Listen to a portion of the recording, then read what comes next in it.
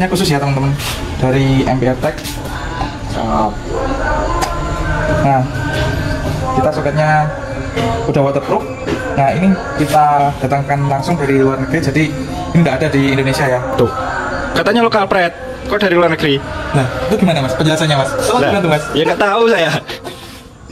Gini teman-teman, karena memang keterbatasan yang ada di Indonesia, maka kita datangkan yang terbaik untuk produk kita. Jadi kita tidak ambil resiko, meskipun kita dari Indonesia kita tercinta, kita tidak main-main. Oke, lanjut. Nah teman-teman, ini untuk cara pemasangan sensornya ya. Ini kan udah kita pasang, udah kita ukur sedemikian rupa.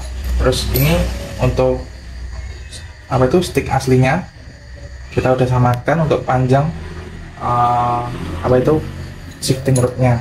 Nah untuk pemasangannya ya, ini kan kita selalu bawakan dua ini ya teman-teman. Jadi ketika butuh panjang, kita tinggal nyambung atau menyesuaikan tempat sensornya. Nah sensornya ini kan ditaruh di tengah ini. Berarti ini nanti rodnya satu dipasang di sini, satu dipasang di atas, satu di bawah. Nah kan ini di sini ada geretannya ini. Oh geretan apa itu namanya, alurnya di sini. Nah fungsinya ini untuk dipotong. Jangan lupa ya. Jadi kalau misalnya kepanjangan, jangan ininya diturunin atau ininya yang dinaikin, bisa langsung dipotong sininya teman-teman.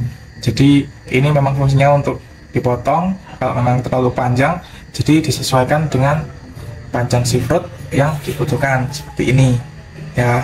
Nah lalu pemasangannya, jangan lupa kabelnya itu ditaruh di dalam. Ini contoh pemasangannya, kabelnya ditaruh di dalam. Nah di sini ada lubangnya kan teman-teman tadi. Nah ini fungsinya untuk mengencangkan. Kita bisa pakai misalnya kunci L ini ya, kita ambil yang kecil. Nah bisa pakai untuk menahan ini fungsinya. Jadi ini salah satu fungsinya. Nah fungsi yang kedua setelah terpasang, ini bisa dipakai untuk naruh kabel disk teman-teman. Ini misalnya sini, ini kan di kabel disk, jadi ketika ditaruh sini dia terlihat rapi.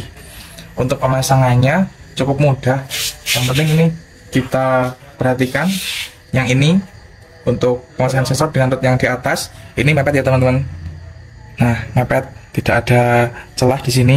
Ini penting karena kalau ini ada celah, nanti apa itu gaya atau tekanan yang diberikan nanti tidak tersalurkan semuanya ke tubuh sensor, tapi hanya ke bagian ulirnya saja. Nah itu nanti bisa menyebabkan patah di bagian ulir yang di depan. Nah untuk pemasangan yang di bawah ini bisa langsung dikencangkan seperti ini, jadi mepet ke bagian asnya yang belakang atau yang di bawah ini. Atau kalau memang ini udah apa itu udah nggak sampai sini ya, misalnya ini bisa dikasih mur buat ngunci si rodnya yang di bagian bawah ini gitu teman-teman. Nah untuk yang kabelnya dirapikan serapi mungkin. Nah kalau bisa tetap ada spelengnya teman-teman, jadi dia kabelnya tetap bergerak bebas meskipun apa itu di shift atau di upper giginya. Nih itu untuk pemasangan sensornya cukup mudah, simple, tapi tetap harus hati-hati. Ingat biar tidak terjadi kesalahan atau malfungsi pada baik sensornya ataupun modulnya jika tidak bisa nge-shift. Mas kasih contoh dong, tadi yang dipotong itu berapa, terus contohnya pemasangan setelah dipotong itu gimana perbedaan? Itu kan terlihat itu mas, rod yang atas sama rod yang bawah kok panjangnya sepertinya beda itu. Nah ini teman-teman, ini kan rod asli, yang ini bawaan dari kita ya. Yang depan yang atas ini masih utuh, sementara yang belakang gini tuh dia udah dipotong. Untuk yang bagian bawah kita potong satu ulir ini di sini, satu jalur. Nah yang atas kita juga potong satu. Nanti kita kencangkan kemurnya, lalu dikencangkan juga di ball jointnya gitu. Oke lanjut, apa yang perlu diperhatikan lagi selain itu mas? Selain itu kalau untuk ngeceknya ya, kita shift jangan sampai ini gesekan sama rangka, baik di waktu di shift up atau di shift down. Ini kita harus cek clearance-nya, ini harus tetap ada, jangan sampai mepet. Juga di sini juga jangan sampai mepet ya teman-teman. Di apa itu di tata sedemikian rupa biar sensor ini tetap lurus, tidak bengkong atau tidak berbelok.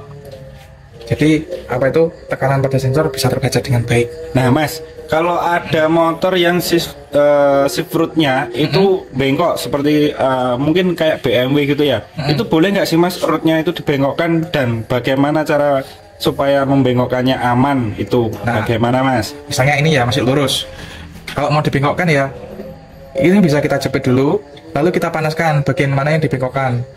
Kalau sudah panas, nah itu kita bisa bengkokkan dengan lebih mudah, dan itu mengurangi resiko patahnya shift root ini sendiri gitu. Terus boleh di ini nggak sih Mas, di palu gitu?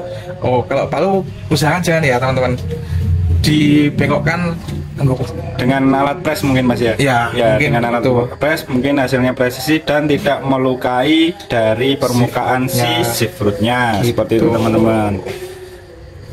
Itu aja sih yang perlu diperhatikan teman-teman. Pokoknya mudah tapi jangan sembrono. Oke. Hero lu.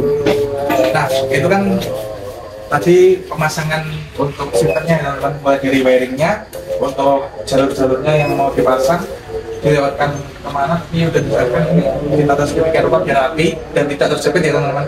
Lalu untuk juga pemasangan sensornya tadi udah dijelaskan juga. Nah, selanjutnya kita rakit dulu motornya, lalu kita lanjut ke bagian setting atau balik mesinnya.